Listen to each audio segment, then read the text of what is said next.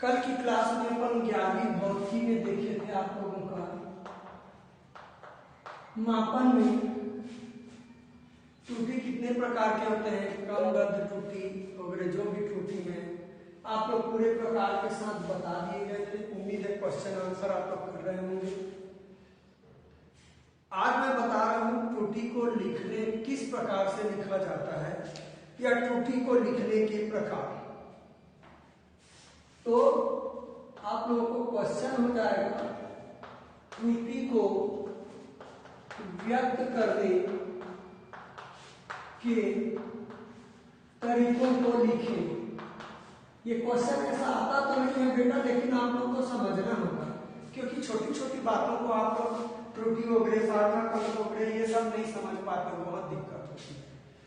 तो त्रुटि को व्यक्त करने के तरीके बेटा जनरली सुनने में आता है निरपेक्ष त्रुटि, प्रतिशत त्रुटि, ये मैक्सिमम आपके सुनने में आता है। उसके अनुसार अपेक्षित त्रुटि रहेगा। तो पहला है निरपेक्ष त्रुटि। अब ये क्या है निरपेक्ष त्रुटि? किसी भौतिक राशि का वास्तविक मान लीजिए कि किसी भौतिक राशि का वास्तविक मान है, कोई वजन है 2 किलो का है, हमको बता दे दिया गया कि ये 2 किलो इसका वजन है, एग्जैक्ट वजन वास्तविक। अब हम प्रयोगशाला में उसको मापते हैं और प्रयोगशाला में मापते हैं तो हमारे पास वो 1.99 किलो आता है, जबकि सामने वाला बोल के गया है 2 किलो है। आ गई त्रुटि। तो किसी भौतिक राशि के वास्तविक मान और मापित मान जो आप ज्ञात करोगे उसके अंतर को निरपेक्ष मान कहते हैं। उसके अंतर को क्या कहोगे आप लोग? निरपेक्ष मान। इसको डेल ए से प्रदर्शित कर देते हैं। अब प्रश्न ये उठता है सर वो सामने वाला बता दिया तब आप हम त्रुटि है, मान लो नहीं बताया, आपको वस्तु दे दिया गया, तो कैसे करेंगे त्रुटि, कैसे निकालेंगे? तो अपन उस वस्तु का बार बार मापन करेंगे। मान लीजिए कि कोई वस्तु का वजन ही करना है तो 5-6 बार वजन ज्ञात कर दिए, उसका औसत निकाल देंगे तो आ जाएगा बेटा वस्तु का वास्तविक मान। पहला पाठ्यांक A1 आया, पहली बार तोला तो दूसरी बार A2 आया, तीसरी बार A3 ग्राम आया, ऐसे कर करके मान लीजिए कि मैं एक बार तोला तो इसका मैं औसत निकाल लूंगा, तो वो वास्तविक मान के जगह लिख दिया जाता है किसको? औसत मान को। तो ये तो औसत मान वास्तविक मान हुआ। अब प्रयोग द्वारा मान कौन हुआ? A1, A2, A3, AN सब प्रयोग द्वारा मान हुआ। तो मैं पहले बेटा डेल A1 ज्ञात करूंगा। मैं क्या करूंगा? A जो मैं निकाला हूं औसत, उसमें A1 को घटा दूंगा। पहली रीडिंग की त्रुटि आ गई। वैसे ही मैं दूसरी रीडिंग की त्रुटि निकालूंगा। जो हम औसत निकाले हैं उसमें दूसरी रीडिंग को मैं घटा दूंगा। मान इसलिए किया बेटा धनात्मक लेना है, निरपेक्ष मान कहलाता है। वैसे ही A3 निकालेंगे और फिर सबका औसत निकाल लेंगे तो औसत त्रुटि भी आ जाएगा बेटा कुछ ऐसे। डेल ए क्या हो जाएगा? डेल A1 प्लस क्या? Del A2 plus del A3 जो निकाल रहा हूं डेल लास्ट में मान लीजिए कि डेल AN, इन सबका औसत निकाल दिए। अब इन दोनों को घटा दीजिए तो आपकी निरपेक्ष मान क्या हो जाएंगे? निकल जाएंगे। अब निरपेक्ष मान के बाद आता है, निरपेक्ष त्रुटि के बाद आता है अपेक्षित त्रुटि। पहले निरपेक्ष त्रुटि में आप लोग मैं बोल रहा हूं क्या लिखेंगे, या बुक के पेज नंबर 34 पे है, मोटे मोटे अक्षरों पे है, क्लियर लिखा है बेटा। किसी भौतिक राशि के वास्तविक मान और व्यक्तिगत मापित मान में अंतर को परिमाण की निरपेक्ष के परिमाण को निरपेक्ष त्रुटि कहते हैं। निरपेक्ष त्रुटि को सामान्यतः डेल ए से प्रदर्शित करते हैं। निरपेक्ष त्रुटि बराबर वास्तविक मान ऋण व्यक्तिगत मान ऐसा लिखा है, यहां तक लिख लीजिए। आगे क्या मैं समझाना है वो मैं लिख देता हूं, 4 लाइन आप लोग लिख लीजिए, है ना। निरपेक्ष त्रुटि कैसे क्या करेंगे। वास्तविक मान हम जो याद करते हैं उस मान का अंतर क्या होता है, निरपेक्ष त्रुटि। ठीक है, हो गया आप लोगों का। तो मान लेते हैं किसी भौतिक राशि का, आप परिभाषा लिखने के बाद लिखेंगे बेटा, भौतिक राशि का मापित मान क्रमशः A1, A2, A3 dash dash dash AN है। अतः औसत मान, औसत मान, औसत मापित मान, ए मीन मतलब औसत होता है, बराबर होगा बेटा A1 plus A2 plus A3 dash dash dash AN बटा N, समांतर बातें निकाल दी। अब हम पहले मापित मान में त्रुटि निकालेंगे, दूसरे मापित मान में त्रुटि निकालेंगे, तीसरे मापित मान में त्रुटि निकालेंगे। ये मैं मिटा रहा हूं बेटा। औसत निकाल लिए, किसके जगह आएगा, वास्तविक मान की जगह आएगा। हो गया।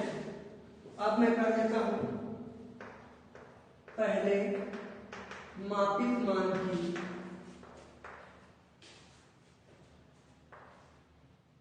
निरपेक्ष त्रुटि डेल A1, निरपेक्ष मान निकालेंगे बेटा, मतलब हमेशा धनात्मक में आएगा, A मीन माइनस A1। दूसरे मापित मान की निरपेक्ष त्रुटि, निरपेक्ष त्रुटि संकेत क्या बन जाएगा आपका, निरपेक्ष का ये संकेत है डेल A2, अंतर वास्तविक मान की जगह A मीन आएगा और दूसरे मान को घटा देंगे मापांक। इसी प्रकार सब निकल जाएगा बेटा। इसी प्रकार क्या निकाल सकते हो, डेल A3, डेल A4, है ना, del del del del AA ज्ञात कर लेते हैं, ज्ञात कर लेते हैं। सब ज्ञात कर लिए बेटा, अलग अलग मान का औसत निकाले, वास्तविक मान हो गया। अब प्रत्येक मान के लिए औसत से घटा के त्रुटि निकाल देंगे, तो आपका हो जाएगा del A mean. Del A mean मतलब त्रुटियों का औसत निकालूंगा बेटा, यहां लिख रहा हूं मैं, सब त्रुटियों का औसत निकाल लो। तो सब त्रुटियों का औसत आएगा del A1 plus del A2, निरपेक्ष मान रहेगा बेटा, del A3 del del del del AN, सबका निरपेक्ष मान रहेगा, और बटा N। इस प्रकार से आपको वास्तविक मान दिया गया और मालूम हो, तब तो वास्तविक मान में आपने के द्वारा ज्ञात किया हुआ मान को घटा दोगे तो त्रुटि निकल जाता है। लेकिन वास्तविक मान नहीं है तो कई बार माप के मान निकालेंगे, उसका औसत वास्तविक मान कहलाएगा। अब इस वास्तविक मान के साथ अलग अलग जो मान निकाले घटाएंगे वो प्रत्येक बार की त्रुटि कहलाएगी, और सबका औसत निकाल लेंगे तो त्रुटि का औसत आ जाएगा। ठीक है, तो अब आ जाएगा निरपेक्ष त्रुटि।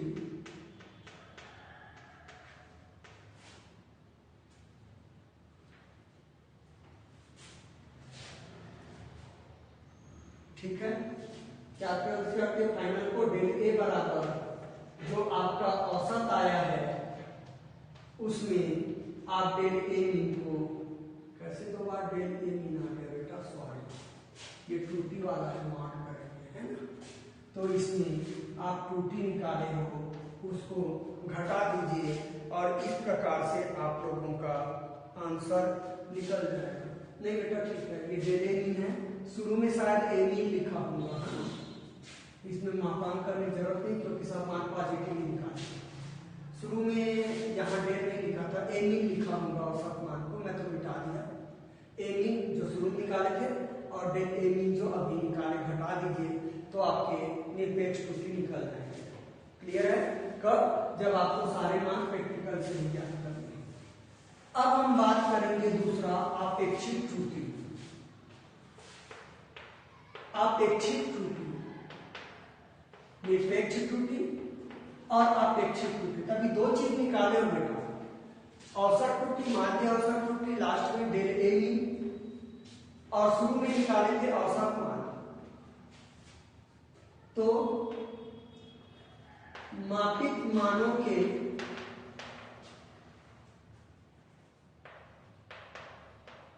औसत निरपेक्ष त्रुटि, जिसको माध्य बोलते हैं, निरपेक्ष त्रुटि संकेत देंगे बेटा डेल ए मीन, मीन मतलब औसत, और मापित मानों के औसत मान शायद ए मीन के अनुपात को अपेक्षित त्रुटि कहते हैं। अपेक्षित त्रुटि कहते हैं, ये डिफिनेशन है बुक के अनुसार। तो अपेक्षित त्रुटि हो जाएगा बेटा आप लोगों का, अपेक्षित त्रुटि बराबर हो जाएगा डेल ए मीन जो औसत निकाले हो अपॉन ए मीन। मैं फिर बोल रहा हूं, कंफ्यूजन नहीं होना ना, ये निकाले हैं जो आप तौल के मान निकाले हो, मापे हो मान, उसका औसत। अब इसमें प्रत्येक मापे हुए मान को घटाते गए तो त्रुटि निकला, उसका औसत ये है। क्लियर है आप लोगों का? तो यह अपेक्षित त्रुटि हो गया। अब आएगा आपका प्रतिशत त्रुटि, हो गया प्रतिशत त्रुटि। तो आप लोगों का प्रतिशत त्रुटि जाइए बेटा, प्रतिशत में निकालेंगे तो अपेक्षित त्रुटि को प्रतिशत में व्यक्त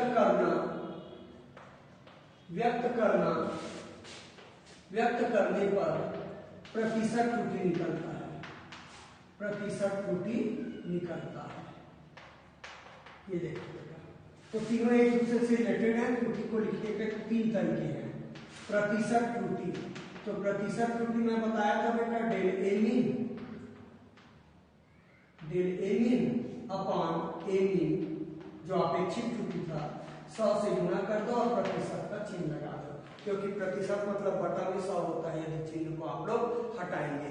तो इस प्रकार से मैंने त्रुटि को व्यक्त करने के तीन तरीके देखे हैं, निरपेक्ष त्रुटि, अपेक्षित त्रुटि और प्रतिशत त्रुटि। ठीक है, तीनों में क्या अंतर है आप लोगों को क्लियर हो गया होगा। अब हम बात करेंगे बेटा कुछ अंकों की, तो दो अंकों की बात करेंगे। एक सार्थक अंक मोस्ट इंपॉर्टेंट है, बहुत ध्यान से आपको समझना होगा, पता नहीं इतनी इजी आप लोगों से सार्थक अंक ही नहीं निकलते हैं। और एक करेंगे हम लोग संदिग्ध अंक या अनिश्चित अंक। तो आप लोग क्वेश्चन करेंगे संदिग्ध अंक, अनिश्चित अंक, अनिश्चित अंक या संदिग्ध अंक से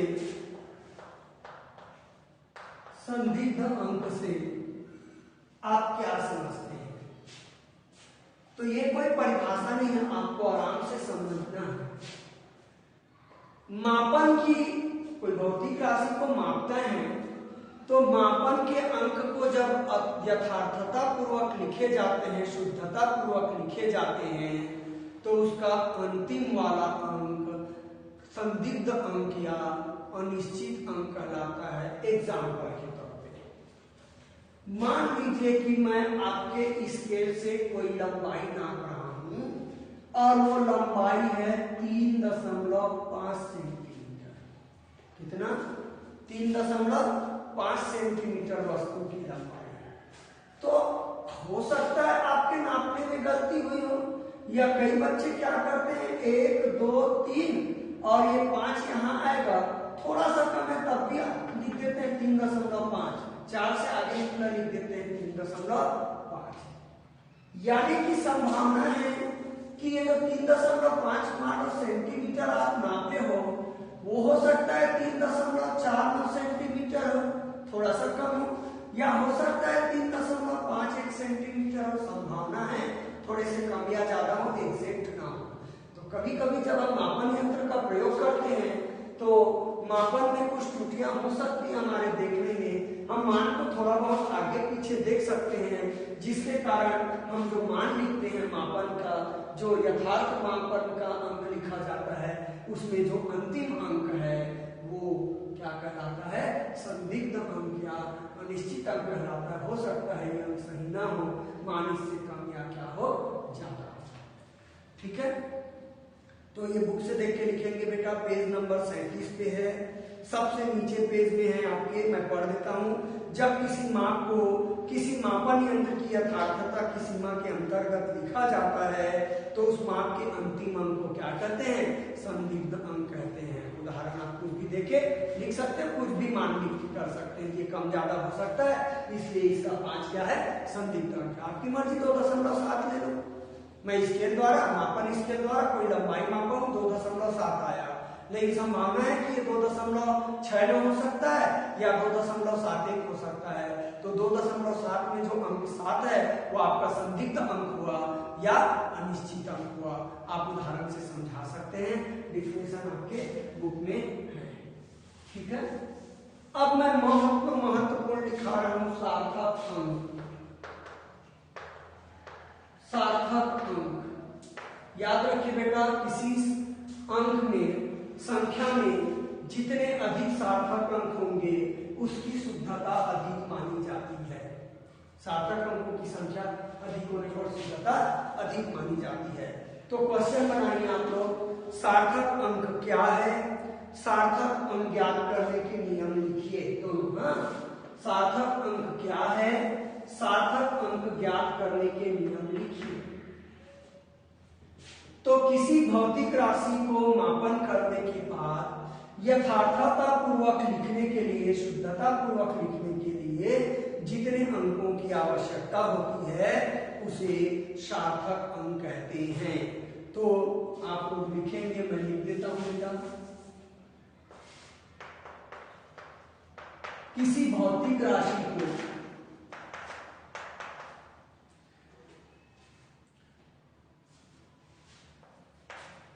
यथार्थता पूर्वक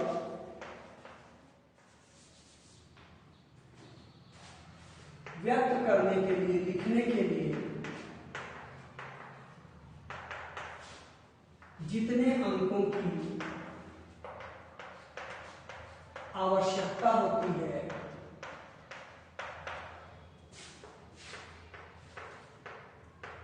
उसे सार्थक अंक कहा जाता है। ये है डेफिनेशन। तो अभी मैं बोला था किसी की लंबाई 3.5 है, किसमें सार्थक अंक 2 है। मैं संभावना बताया था 3.4 का हो सकता है, इसमें सार्थक अंक 3 है। तो किसी भौतिक राशि को यथार्थता पूर्वक व्यक्त करने के लिए जिन अंकों की आवश्यकता होती है इसको क्या कहते हैं, सार्थक अंक कहते हैं। अब आप लोग टॉपिक डालेंगे सार्थक अंक ज्ञात करने के लिए। ये बहुत ध्यान से याद भी होनी चाहिए और समझ भी आनी चाहिए। सार्थक अंक ज्ञात करने के नियम, मैं उदाहरण से बहुत अच्छे से आप लोग को क्लियर कर देता हूं। पहला, अशून्य अंक किसको बोलते हैं, अशून्य अंक बेटा, 0 को छोड़ के 1 2 3 4 5 6 7 8 9 सब अशून्य। तो अशून्य अंक के बीच में जितने भी शून्य होंगे वो सब के सब सार्थक अंक कहलाएंगे। अशून्य अंकों के बीच का शून्य, के बीच का शून्य सार्थक अंक कहलाता है। उदाहरण, 2 उदाहरण दे देता हूं। 4 0 0 0 7 में 1 2 3 4 5 सार्थक अंकों की संख्या 1 2 3 4 5 है। एक और उदाहरण दे रहा हूं बेटा, 50.0012 में सार्थक अंकों की संख्या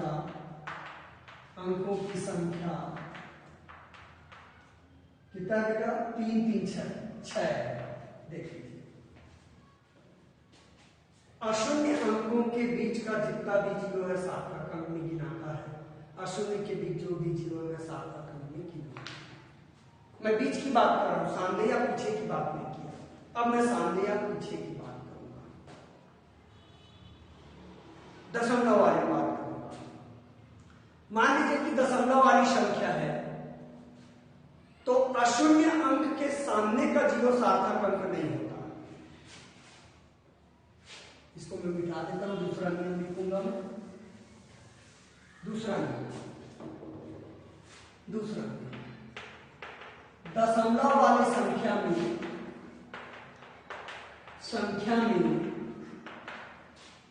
अशून्य अंक के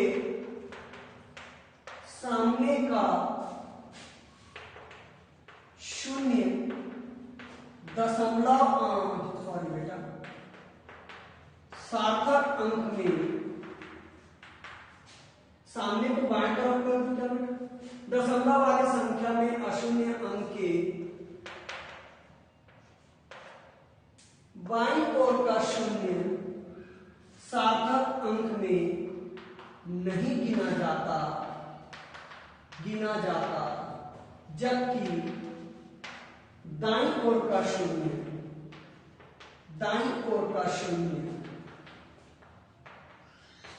सार्थक अंक होता है, सार्थक अंक में गिना जाता है।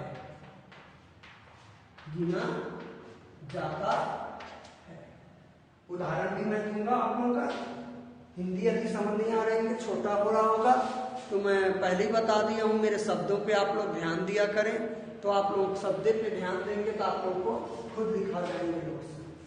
अब उदाहरण दे देता हूं बेटा, मैं क्या बोलना चाह रहा हूं। एक उदाहरण पहला दे देता हूं, 0.008 लिया मैंने, 1 ले लिया, चलो में सार्थक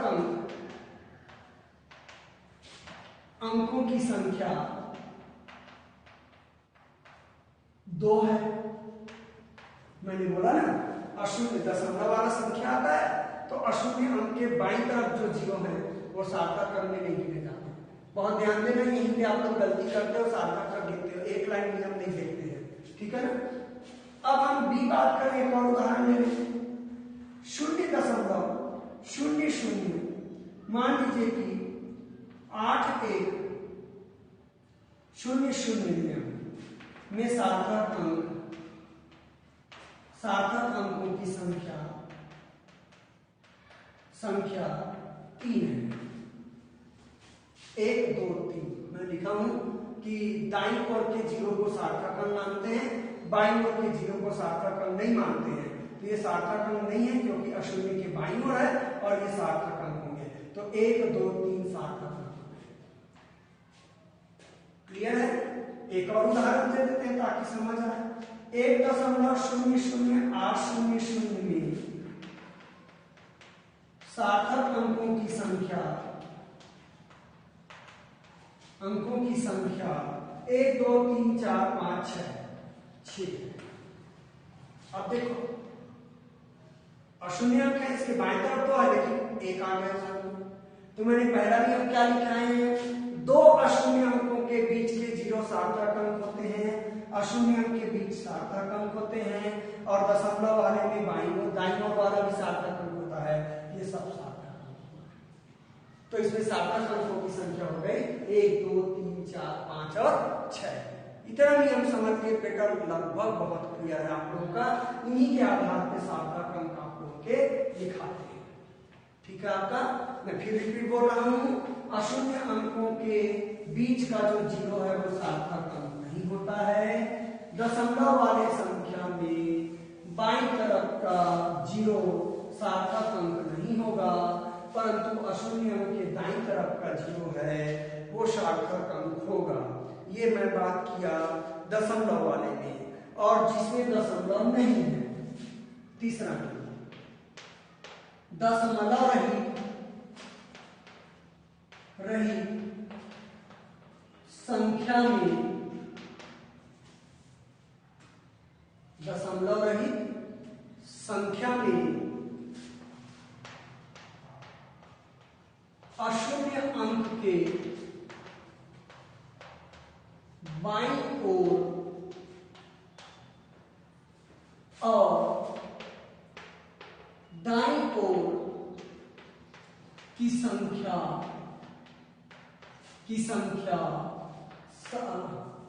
और के अंक कर दो बेटा, के अंक सार्थक अंक नहीं होते हैं।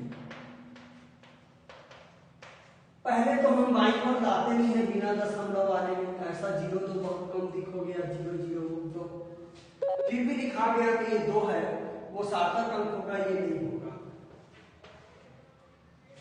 केवल 2 सार्थक अंक होगा।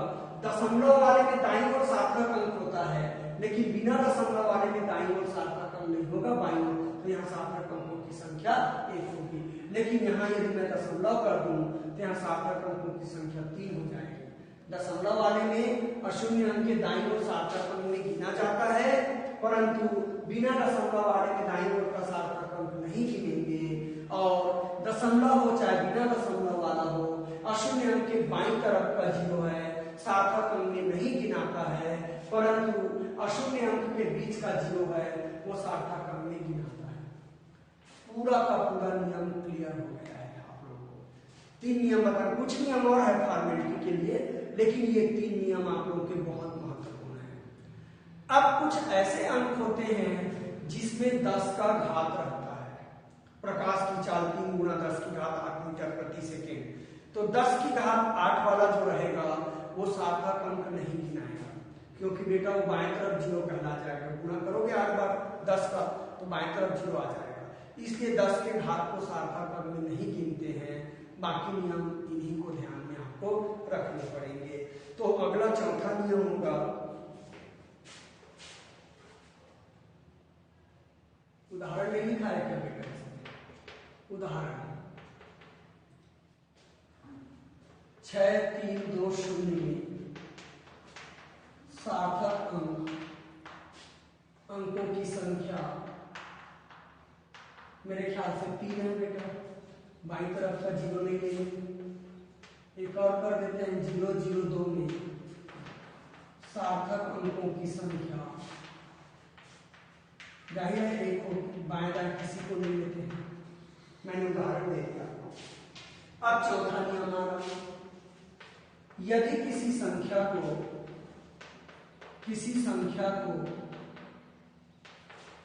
10 के घात के रूप में लिखा जाता है तो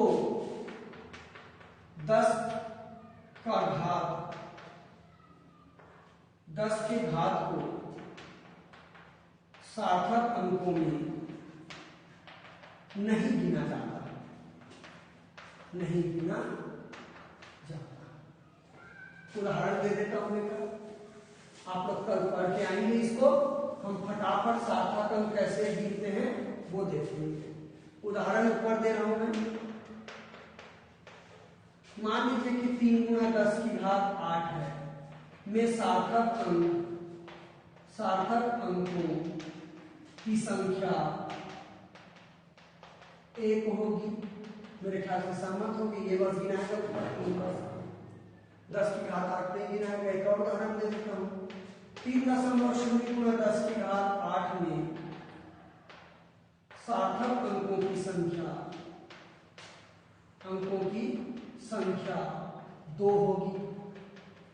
अब ये कैसे बदल गया, दोनों मान सेम है। देखिए 3 गुणा 10 की घात 8, 3.0 मतलब 3 ही होता है, लेकिन इसमें सार्थक अंक 2 हो गए, क्योंकि आप लोग पढ़े हो दशमलव में अशून्य के दाईं ओर यदि 0 आ जाए तो सार्थक अंक में गिना जाता है। तो आपके ये सार्थक अंक होंगे 3.0 यानी कि 2। तो इस प्रकार से आप लोग क्लियर करेंगे सार्थक अंकों को। तो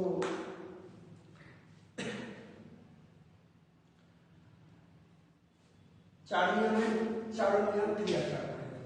2 नियम और है बेटा। दशमलव का स्थान बदलने पर सार्थक अंकों की संख्या नहीं बदलेगी, और इसी प्रकार मात्रक बदलने पर सार्थक अंकों की संख्या नहीं बदलेगी। ये केवल लिखने के लिए है, आप लोगों को ध्यान में नहीं आएगा तब भी कोई दिक्कत नहीं है। 2 नियम और बता देता हूं। 5वां, दशमलव का स्थान बदलने पर सार्थक अंकों की संख्या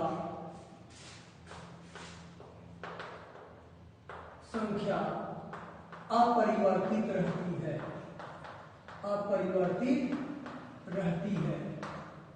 जैसे ले लेता हूं उदाहरण, 3.252 और 32.52 में सार्थक अंकों की संख्या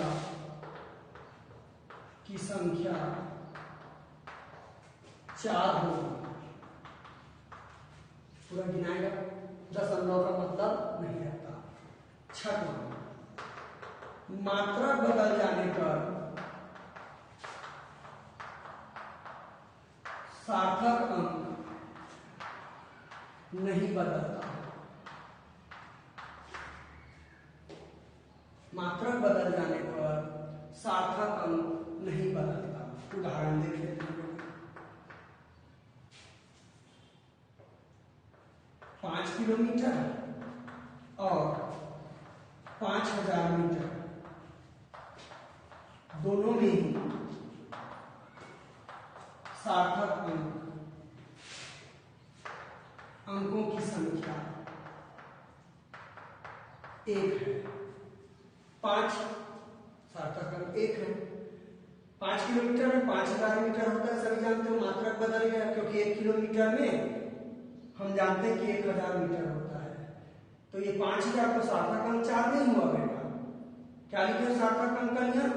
दशमलव रहित है तो अशून्य अंक के बाएं या दाएं ओर का 0 सार्थक अंक में नहीं गिनाता, सार्थक अंक में नहीं गिनाएगा। तो यहाँ भी सार्थक अंकों की संख्या 1 है। क्लियर आप लोगों के? मैं एक बार और रिपीट बोल देता हूँ। सार्थक अंक के बहुत नियम हैं। अशून्य के बीच में जो 0 रहेगा, अशून्य अंक के बीच में जो 0 रहेगा वो सार्थक अंक में गिना जाता है। अब अशून्य के बाद में जो 0 रहेगा वो सार्थक अंक में, सॉरी बेटा, अशून्य अंक वाले के पहले 0 रहेगा वो सार्थक अंक में नहीं गिना जाएगा, चाहे वो दशमलव वाला हो चाहे बिना दशमलव वाला हो। लेकिन अशून्य अंक के बाद में 0 है, दशमलव वाले में सार्थक अंक गिना जाता है, लेकिन बिना दशमलव वाले में सार्थक अंक नहीं गिना जाता है। क्लियर नियम आप लोगों का? 10 की घात को सार्थक अंक में नहीं लेते हैं। दशमलव का स्थान बदलने से सार्थक अंक नहीं बदलता, मात्रक बदलने से सार्थक अंक नहीं बदलता। कल के क्लास में हम सार्थक अंक को गिनने का प्रयास करेंगे। आप लोग नियम को क्लियर रूप से पढ़ लीजिएगा।